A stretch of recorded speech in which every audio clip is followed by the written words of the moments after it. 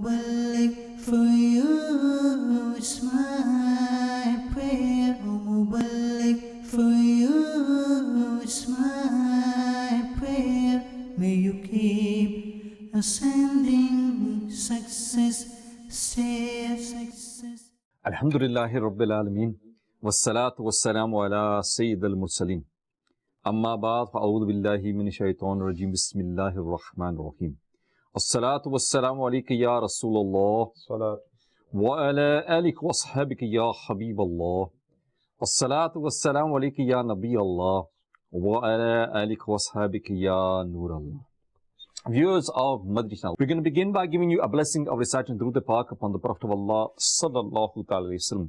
The blessing that we have today is it is stated that Amir al-Mu'mineen, Sayyidina Hazrat Umar Farooq radiyallahu ta'ala stated that your dua, your prayers remain suspended between the heavens and the earth, and nothing from it ascends until you send salat upon the Prophet of Allah sallallahu ta'ala alayhi wa sallam.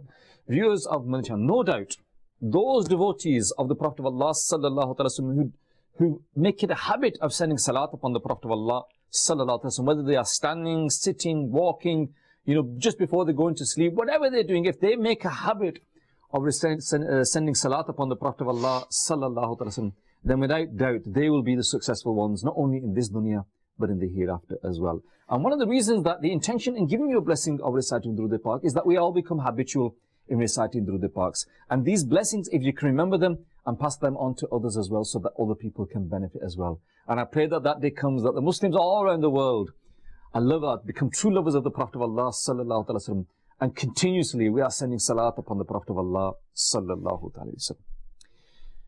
Viewers of Madani Channel, just as Islam came and it purified us, it purified us from disbelief and it gave us belief. It gave us iman. It purified human beings from the darkness of disbelief. But in the same way, it is elevated us in purifying our bodies as well, purifying our surroundings as well, purifying and cleaning everything that we touch as well. So this has become part of our iman as well, to not only be pure inside, but to be clean outside as well, and to have clean surroundings outside as well. And today, inshaAllah Azza wa Jalla, we're going to talk about the importance of cleanliness. I know it's not a topic that normally is discussed, but inshallah, I'm hoping that if you listen to this thoroughly, inshallah, please stay tuned with us. Hopefully we'll learn something. But when you're listening to today's speech, inshallah, listen to some of the points, not just so that they are good stories or events that took place, but try and learn from them. Try and make a change inside our own lives so that we can have a better life. With regards to this, there are three sayings I'm going to give you of the Prophet of Allah sallallahu alaihi wasallam. Number one, the Prophet of Allah sallallahu alaihi wasallam said that cleanliness is half of iman. Allahu Akbar. In another hadith, the Prophet of Allah sallallahu alaihi wasallam said, indeed, Islam is a pure and clean religion. Whereas in another narration, it states, Allah Azza wa Jalla has kept the foundation of Islam upon cleanliness. So you should also acquire purity. For only the one who is pure and clean, both inwardly and outwardly, will enter paradise. So nowadays, a lot of people, they talk about the ills of our hearts, the ills of our inside, the dirtiness inside us, but at the same time, outside us. And we're told here in this particular hadith that those people will enter paradise who are both pure and clean internally as well as outwardly. They will be the people that enter paradise. In another hadith, the Prophet of Allah sallallahu alaihi wasallam stated, keep the clothes that you wear clean and look after your rides, your transport, and your outward appearance should also be clean, so that when you go amongst the people, they honor you and respect you. Allahu Akbar. Allama Abdur Rauf Munawi rahmatullahi ta'ala stated that this hadith indicates to the fact that one should avoid all such things that people show dislike and disdain towards. The people of authority and the scholars should especially avoid them. As Muslims, we have heard this many, many times, that as Muslims, all of us are preachers. We are all representatives of the deen. You might not see it, viewers on the channel, but on your forehead it says Muslim. You can't see it. But when people look at us, we are representatives of the deen. We are the ambassadors of Islam. So if we are dirty, if we're not nice to look at, and we are wearing disheveled clothes, people aren't going to come close to us. So this is why it emphasizes not only for our own personal benefit, but also the benefit of spreading the deen as well. And we need to remember, viewers of the channel, that when a child comes into this world, it is covered in blood. And straight away, cleanliness becomes attached to him. And straight away after birth, we try and wash that baby. Then from that age, up until the age of understanding, the child is cleaned by who? The parents clean that child. It is the parents' responsibility to make sure that that child is clean. When that child becomes an age of understanding, then it becomes the responsibility of the child themselves to make sure that they are outwardly clean, to make sure that they perform the wuzu, they perform the ghusl, they wear the clean clothes, and then at the same time, viewers of Madani Channel, that when we come to that time in our life, where we're going to enter that dark and lonely grave on our own, at that time as well, the deceased should also be bathed as well. The deceased is washed, the deceased is washed in clean clothes, the deceased is put ittar on, perfume on them before they're buried in the grave. And so, our Iman puts a lot of emphasis on ensuring that we are clean outwardly as well. But at the same time, our deen also tells us about keeping our surroundings clean as well. Our clothes, our bedding, our shoes, our socks, and all these sort of things, whatever we have, this should all be clean as well. However, viewers on the channel, even within the Muslim community, there are people that do not put any emphasis on hygiene, on personal hygiene, on hygiene around them, on cleanliness and around them. They don't care. And they just live day by day, and they're literally living in dirt. And people stay away from them sort of people. And again, that is a message for us. Why do people stay away from these people? Because they're in that state. However, if a person is clean himself, and his surrounding environment is also clean, then this can also prove to be very beneficial for him. Both physically and mentally, he will have a better mental health as well. It is stated that those people that, if their surroundings are clean, if the surroundings are nice, then it can have an impact on their mental health. But if they're living in a place where there's foul smell and there's dirt here and there, then that also can have an impact on the mental health. So the outward, what is outside, can impact on your mental health and on your inside as well. Moreover, we should also remember that, don't we as individuals like clean people?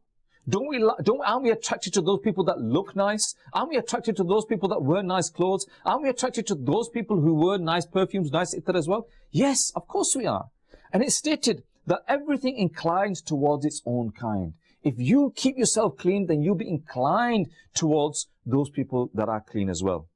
It is stated, viewers of Madani Channel, that once a crow and a pigeon became friends. And when a person observed this, he began to think to himself that this is a match. The pigeon and a crow, they are different. Why are they so close to each other?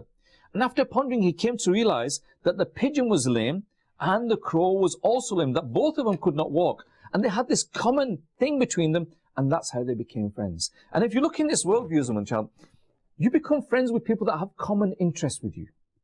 If you're into, let's say, you're into committing certain types of sins, then you will attract those people who commit them types of sins. If you're into reading your namaz, if part of your routine is reading your namaz 5 times a day, going to the masjid, traveling in the Madani Channel, then you will attract people, like-minded people. Similarly, this story that I just mentioned about the pigeon and the crow, why were they attracted to each other? Because both of them were lame. So again, where do we stand in the society around us? There's a famous Greek physician, and he was going somewhere once. And this person who was insane came and sat next to him and started talking to him. Now the physician, he called upon his servant and he said to him, go and get that medicine. I need to eat that medicine. And the servant looked at his master and said, why do you want that medicine? You can't eat that medicine. He said, no, go and get that medicine. I need it. I need to eat it. And he said, that medicine is for insane people, for people that are mad. And he said, this insane person has sat next to me. If he has sat next to me, then it must be something in me that has attracted him to me. So give me that medicine so I can protect myself. Now, viewers of Madani Channel, these stories that were just given to you are there to make us understand that if cleanliness, purity, fragrance and hygiene become part of our nature, then like-minded people will also become close to us. However, if hygiene is not part of our life, if our nature is living in a life of filth, be it outwardly and inwardly, if we're living a life of sin, then you can know that you will attract them sort of people. A person who is, committing, I can name so many sins, and I don't have to name them from you. Let's say one sin, a person who drinks alcohol. Will he attract as a friend an imam of a masjid? Will he be close friends with him? Will they sit together and talk together each day? Yes, the imam will try and pull him out of that pit of sins, but he will never be a close friend of him. That person that drinks alcohol, who will he attract? Other people who drink alcohol. That person who commits one type of sin, he will attract other people types of sins. So whatever, if we are, outwardly dirty as well, then we will also attract like-minded people. So viewers on the channel, we need to make sure that we try to keep ourselves clean. And whenever we eat, something that we do every day, whenever we eat, we should also remember to make the wuzu for eating with good intentions. Yes, viewers on the channel, wuzu for eating. Many of you may have not heard of this. You've only heard the term wuzu when we come to our salah, but there is also wuzu for eating as well. The meaning of wuzu for eating is that one should thoroughly wash their hands and the front part of their mouth. The mouth should be rinsed too, as we use our hands every day to carry our various works, which causes dirt and countless germs to accumulate on our hands. And through the blessings of performing the wuzu of eating, not only will our hands' mouth become clean, but we'll also gain protection from various illness and germs too. It's very interesting, viewers on the channel, nowadays that we're in the middle of this pandemic, and we see, wherever we go, we see these posters up, don't we? Of how to wash your hands, how to clean your hands. And I'm thinking to myself that we were taught this 1400 years ago. The Prophet of Allah ﷺ taught us to clean our hands, to make sure that our hands are completely clean, and make sure that we go through the inside of our fingers as well, and we do all this. What is this? This is 1400 years ago, viewers on the channel. And now everywhere we're saying, oh, be clean, make sure that you don't touch your mouth with your hands until you cleaned your hands. And this was taught to us 1400 years ago by the Prophet of Allah sallallahu alaihi wasallam. And this wuzu that I mentioned to you, of eating, is also been mentioned in the hadith as well.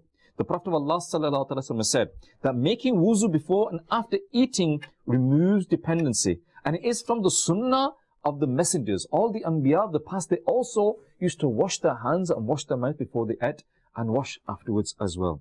The Prophet of Allah sallallahu alaihi wasallam has also stated, the one who desires that Allah Azza wa Jal increase his well-being in his home, he should perform wuzu when food is presented and also when it is taken away.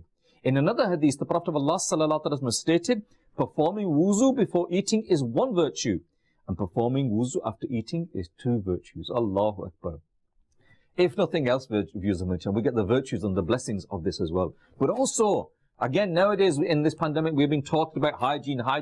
This has been taught to us 1400 years ago. So these facts that I'm giving you are not being decided by a scholar today. These were stated by the Prophet of Allah sallallahu alaihi wasallam 1400 years ago.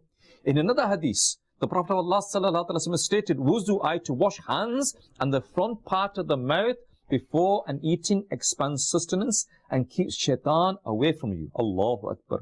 In another hadith, the Prophet of Allah sallallahu alaihi wasallam stated, the way of attaining blessings in food is to perform wuzu, eye washing both of the hands up to the wrist before it, and after it, eye eating the food afterwards. And the summary, viewers of the channel, of these hadiths is that the wudu of eating removes dependency. It is a sunnah of the noble prophets. It increases goodness in one's home. One gains one virtue before eating and two virtues after eating it. And also shaitan is distant from that person. Bear in mind, viewers of the channel, that you hear the term, we mentioned it earlier, and you hear the term wudu. Wudu for eating and wudu for salah is different. This is the wudu of eating that we are talking about. A summary of what Hakim al-Ummat, Mufti Ahmad Yar Khan Naimi Rahmatullah Ta'ala stated. He says that in the Torah, it was commanded to wash both hands and rinse the mouth before and after eating. But the mischievous people of that nation altered it and removed the initial washing and kept the washing of the hands after eating. And that's why you see people nowadays that they'll eat and only after they've ate, they'll wash their hands. But it's the sunnah of the anbiya, it's the sunnah of the Prophet of Allah sallallahu alaihi wasallam to wash your hands before, wash your mouth before and after eating, not just after. Nowadays what happens is people wash their hands after they eat. But we should also wash before. And it's logical, isn't it, viewers of the channel? That all day you've been working, you've been touching here, you've been touching your face, you've been touching your clothes, you've been touching whatever you've been touching. You're at work, you're picking things up, you're doing all sorts of things. And then you come home and you eat something with them same hands. Where have them hands been? And again, once again, we're told in this pandemic to make sure you keep on washing your hands, keep on washing your hands. And again, after eating, because your hands now get greasy and get all sorts of things, we wash them as well. And again, this has been taught to us. Washing hands and mouth before and after eating has many medical benefits. Thus, the experts state that the stomach germs mostly enter the body during eating and drinking. Not washing the hands and mouth before eating can result in skin diseases, stomach diseases, and many other ailments. Sometimes other sick people spitting, sneezing, and coughing can cause germs to land on our hands. You know, like you said, at the moment, they're saying that this pandemic is spread through people coughing and sneezing. You could be outside, right? You may be wearing a mask. You may be wearing a shield, but someone coughs, someone sneezes, it comes on your hand. You go home, you take your mask off, you take your shield off, the food's in front of you, you start eating it. Them same hands, they weren't covered whilst you were outside. You had the face shield on, you had a mask on, but your hands were not covered. And now them germs are on your hand. And that's why our Deen taught us, before any pandemic came along, our Deen taught us to wash our hands before we eat. Allahu Akbar. So cleanliness, viewers of Madani Channel, is an excellent habit. Whether we are rich or poor, healthy or sick, cleanliness and hygiene protect a person's honor and dignity in every state. And as we see, that in the same way that Allah Azza wa Jalla has purified us with Iman, at the same time we need to purify ourselves outwardly as well. And our Deen has given us these lessons. The Prophet of Allah Sallallahu Alaihi Wasallam, he himself was matchless. You know, there's nobody can compare, Allahu Akbar. Nobody can compare to the cleanliness and hygiene of the Prophet of Allah Sallallahu Alaihi Wasallam. We're talking about a time 1400 years ago, when all of the facilities that we have now, we have all these sanitizers and hand washes and this and that creams and all them sort of things. But even today, nobody can match the hygiene and the cleanliness of the beautiful Prophet of Allah Sallallahu Alaihi Wasallam. It is recorded in many books, many books are recorded, that the fragrance would emanate from the blessed body of the Prophet of Allah Sallallahu Alaihi Wasallam. And his own perspiration, Allahu Akbar, his sweat, the blessed perspiration of the Prophet of Allah Sallallahu Alaihi Wasallam itself was a fragrance. Allahu Akbar. It is stated, viewers of Madani Channel, on page 281 and 282 of the book of Mutabat al-Madina, entitled Sirat-e Rasul Arabi, that the Prophet of Allah Sallallahu Alaihi Wasallam would comb his blessed beard. He would look in the mirror. He would apply kohl in his eyes before sleeping. He would trim his mustache. He would also trim his blessed hair. And if his blessed hair would spread naturally, then he would split them into two parts by parting them. But he would not especially make efforts to part them. It was due to the purity of his blessed body. Listen to this. It was due to the purity and cleanliness of his blessed body that flies never sat on the blessed body of the Prophet of Allah Sallallahu Alaihi Wasallam. You know, they say flies. Flies are attracted by dirt. Flies never touched the blessed body of the Prophet of Allah Sallallahu Alaihi Wasallam. Flies never sat on the blessed clothing of the Prophet of Allah Sallallahu Alaihi Wasallam. Al-Mu'mineen, Sayyiduna Aisha Siddiqa radiyallahu ta'ala states that the beloved Prophet of Allah Sallallahu Alaihi Wasallam came to me and said, "Oh Aisha, wash both of these shawls." So I said, "Oh Messenger of Allah Sallallahu Alaihi Wasallam, I just washed them yesterday." The Prophet of Allah Sallallahu Alaihi Wasallam replied, listen to this, viewers of Madani Channel, "Are you not aware that clothes make tasbih of Allah Azza wa Jal? And when they become dirty, the tasbih stops. They do the zikr of Allah Azza wa Jal. And when clothes become dirty, they stop doing the zikr." Allahu Akbar. These aspects of the blessed life of the Prophet of Allah Sallallahu Alaihi Wasallam are inviting us to give special attention to cleanliness and hygiene. Allah Azza wa Jal states in the Quran, and I give you the translation from Kanzul Iman, Surah Al-Baqarah, verse 222. Allah Azza wa Jal says, "Indeed, Allah loves the one who repent abundantly and loves those who purify themselves." Moreover, viewers of Madani Channel, the blessed hadith also mention the importance of cleanliness and hygiene in many places. The meaning of purity is vast in Islam. The need of purity in a human life begins at birth and it continues until his death. Therefore, being connected with purity is a protection of life. And disassociation from purity is the fall of life. Observing purity is health, and being heedless of purity is illness. It is for this reason, viewers of Madani Channel, that purity is a word containing vast meanings. And in the sight of the Prophet of Allah, Sallallahu Alaihi Wasallam, which is why he declared cleanliness to be half of Iman. Allahu Akbar. I'm just going to give you some hadiths with regards to cleanliness. The Prophet of Allah Sallallahu Alaihi Wasallam said cleanliness is half of Iman. In another hadith he said, "Indeed, Islam is a clean and pure religion. So attain purity, for only the one who remains clean will enter paradise." In another hadith, "Attain purity through anything you find. Allah Azza wa Jalla has blessed the foundation of Islam upon cleanliness, and only those who stay clean will enter paradise." In another hadith, the Prophet of Allah sallallahu alaihi wasallam is reported to have said, keep what you were clean and look after your rides. And your outward appearance should be so clean that when you go amongst people, they honor you. Subhanallah. Allama Abdul Rauf Munawi rahmatullah ta'ala states that this hadith indicates to the fact that the one should avoid all such things that people should dislike and disdain towards. The rulers and the scholars should especially avoid them. In another hadith it is stated that it is necessary upon every Muslim to perform ghusl once in every 7 days, in which he washes his head and body. Hakim al-Ummat Mufti Ahmad Yar Khan Naimi rahmatullah ta'ala states, the meaning of once here is the day of Friday. It means that a person should perform ghusl on Friday in the week, so that the body is clean as well as the clothes, and so the other Muslims are not harmed in the crowd of Friday prayers. As the head has more dirt, it has been mentioned specifically. Otherwise, it is also included in the water in the body. To gargle, sniff water up the nose, and wash the entire body is fard for us. And that's not just on Friday, viewers on the channel. And during the day today, I quickly looked about the history of hygiene.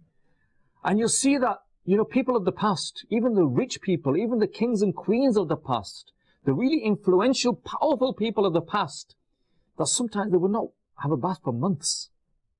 For months, yes, for months. Yeah, and it was normal for them to not have a bath for 6 months. And then in households where they used to have these bathtubs, what they used to do is they used to put the water into the bathtub, they used to warm it up and put it into the bathtub. And because it would take a long time to fill the bathtub, because obviously they didn't have the geysers and all the boilers that we have now, what would happen is that the man of the house, he would get in, he would wash himself, and then rather than waste the water, he would get out, and the next person would get in that same dirty water. And then the next person would get in, and then the next person would get in. And there's a saying in English that don't throw the baby out with the dirty water. Because what would happen is the baby being the smallest of the house, that baby would be washed right at the end with whatever water was left over after X number of people had a bath in that. So this gives you an indication, viewers of Madani Channel, that how Islam has purified us, how Islam has taught us hygiene, how lucky we are, how fortunate we are. And nowadays, yes, around the world people are talking about hygiene, talking about cleanliness. But you should be proud. You should be proud, viewers of Madani Channel, that Islam taught us. Science is catching up. Science will never catch up with the hikmat of the Prophet of Allah sallallahu alaihi wasallam, the wisdom that we were given, the blessings that we were given, the things that we were taught. So we are very, very fortunate if we look. Nowadays what happens is as Muslims we feel slightly inferior. We should never feel inferior, viewers of Madani Channel. You should be proud of who you are. If you look at your deen, look at what rights have been given to certain individuals, and then look at when them rights were given to other individuals from other backgrounds around the world, then you realize how advanced our deen is. If you look at hygiene that we are talking about today, that these sayings that I'm talking about today were mentioned to us 1400 years ago. And now we're talking about hygiene. Now we're talking about that we should wash regularly and we should bathe regularly. Allahu Akbar. Go to the past 100 years ago. The rich people used to bath once a month. Some people only used to bath once every 12 months. Yes, once every 12 months they used to have a bath. In the springtime they would have a bath. And there's so much I can say on this, viewers of Madani Channel. Go away and do your own research and you'll realize. Therefore, viewers of Madani Channel, keeping our bodies clean, free from impurity, every Muslim should also keep the clothes free from dirt as well. One should apply flagon oil to the hair and put itar on them as well. Do not grate the nails so long that dirt comes underneath the nails. Because this dirt, when it gathers into the stomach, it can give rise to various diseases. You know when you've not cut your nails for a while, and dirt gets under the nails, that dirt there can cause diseases in the stomach. The beloved Prophet of Allah sallallahu alaihi wasallam said, 10 things are from the natural disposition, i.e. they were commanded in every sharia.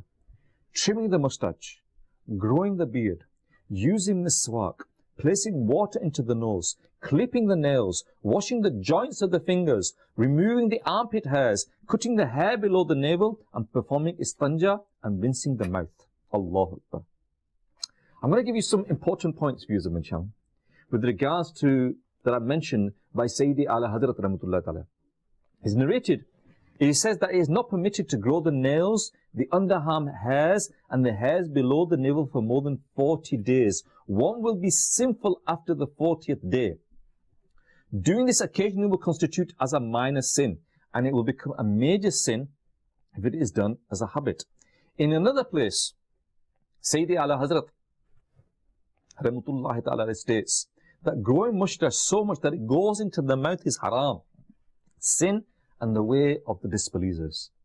Oh, brothers who are watching Madani Channel, we see nowadays that some people, they grow the mustache so long that it actually covers the mouth.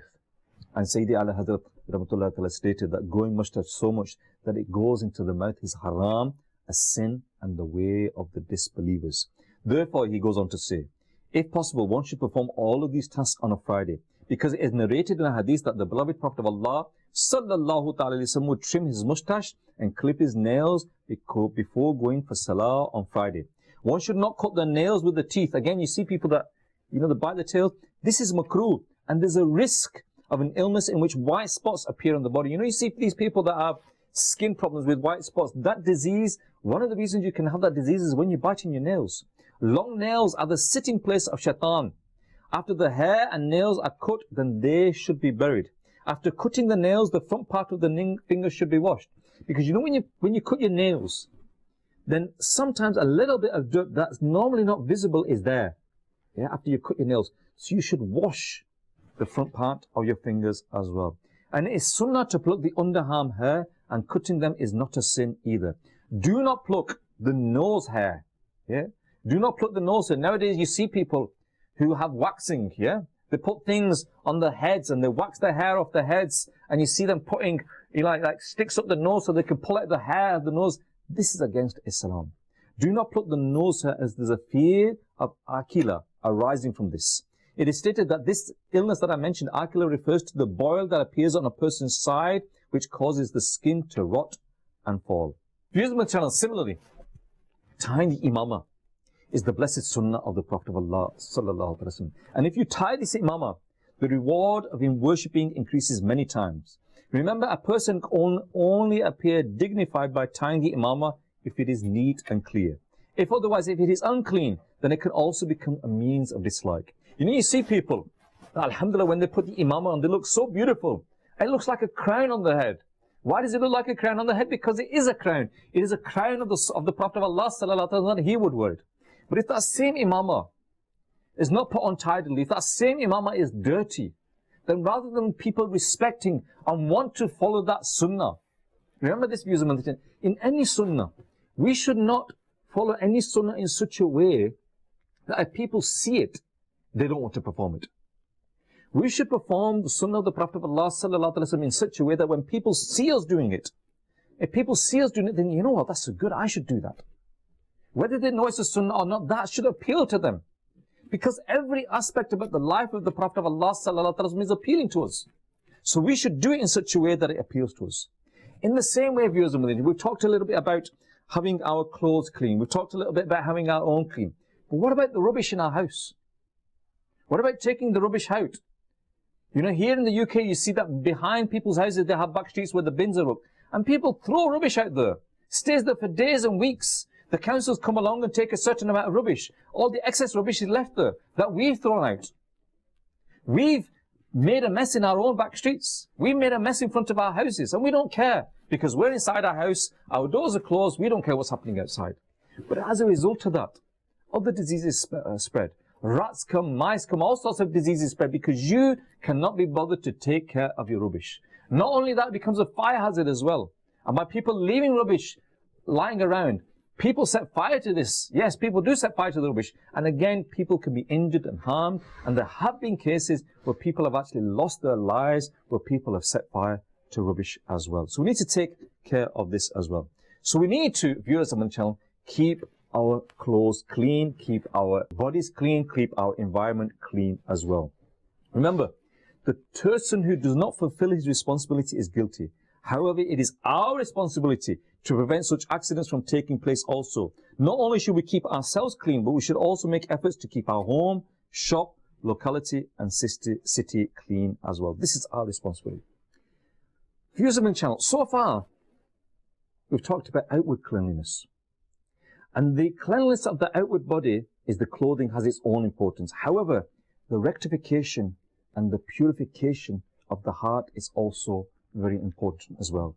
The Prophet of Allah sallallahu alaihi wasallam said, beware, there is a piece of flesh in the body. When it becomes sound, then the entire body becomes sound. And when it becomes corrupt, the entire body becomes corrupt. Where? It is the heart. Hakim al-Ummat Mufti Ahmad Yar Khan Naimi Rahmatullahi Ta'ala states that the following under this hadith is said, meaning the heart is the king and the body are its subject. Just as the king becomes rectified, he causes the entire country to be rectified. Likewise, the heart becoming sound causes the entire body to become sound. The heart intends something and the body attempts to act upon it. And this is why the Sufi Ikram, they would put great importance on the rectification of the heart. Imam Muhammad Ghazali Rahmatullahi Ta'ala states, outward actions have special connection with internal attributes. If the inner is spoiled, then the apparent actions will also get spoiled. If the inner is free from jealousy, ostentation, arrogance and other defects, then the apparent actions will also be sound as well. So all of these illnesses of our heart, if you can purify that, then that will be reflected outside. I cannot see your heart, you cannot see my heart. But as a result of my actions, as a result of how I live my life, as a result of how I deal with people, you will be able to judge what kind of a heart my person is. Why is it we say to people, oh, he's got a good heart? How do we know he's got a good heart? We've never seen his heart. Oh, he's got a bad heart. How do you know you've never seen his heart? Why? It's because of his actions, because of the way he lives his life. Internal sins are usually connected with the heart. Therefore, it is very important that the rectification of heart also takes a priority in our lives. In another place, Imam Muhammad Ghazali Rahmatullah states that what needs the most protection and supervision is the heart. For it is the essence of the entire body. It is for this reason that if your heart becomes ruined, then all of your limbs will become ruined. And if you rectify it, then the rest of the limbs will be rectified themselves. This is because the heart is like a trunk of a tree, and the rest of the limbs are like the branches. And the soundness or corruption of the branches is dependent upon the trunk.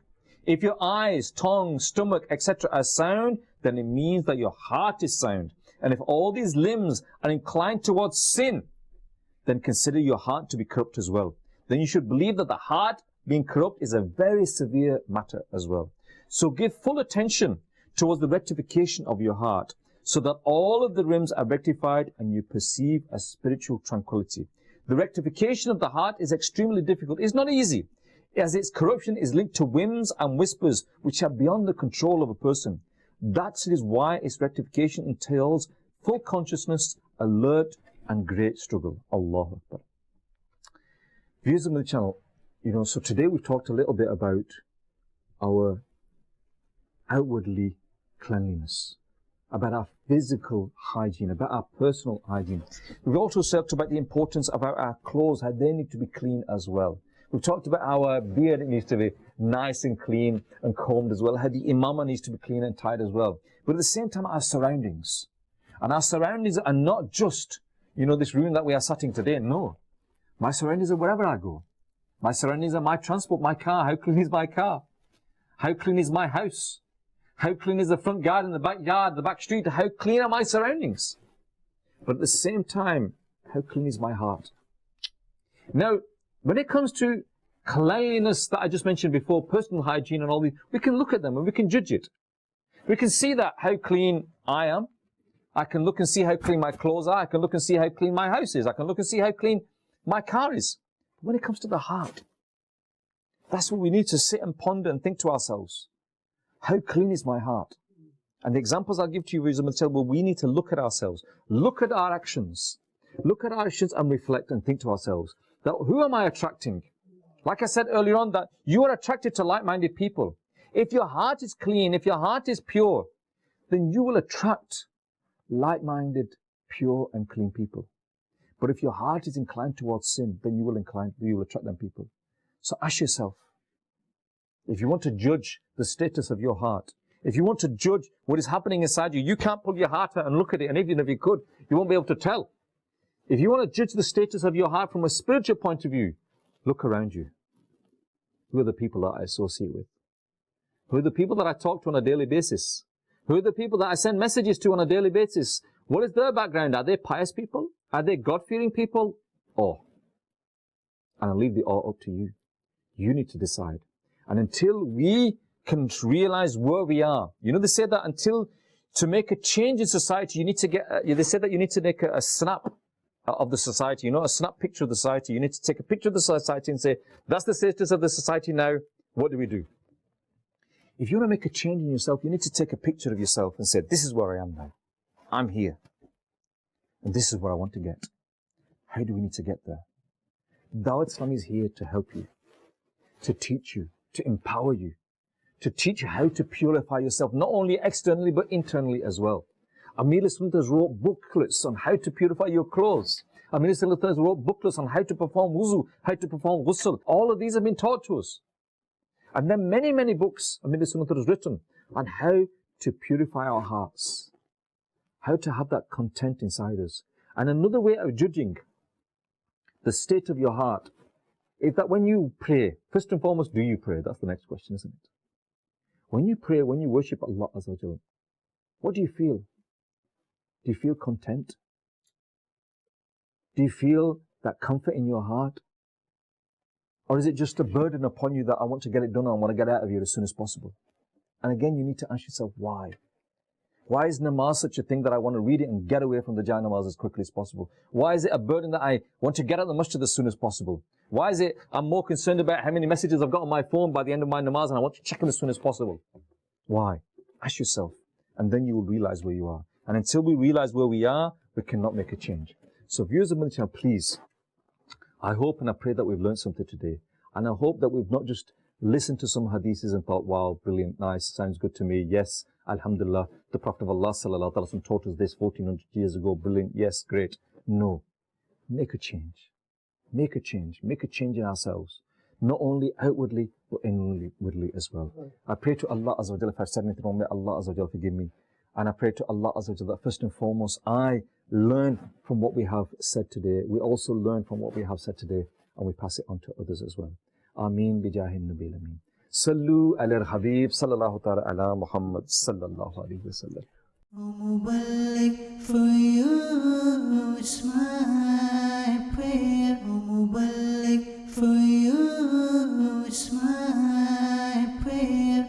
May you keep ascending success, stay success.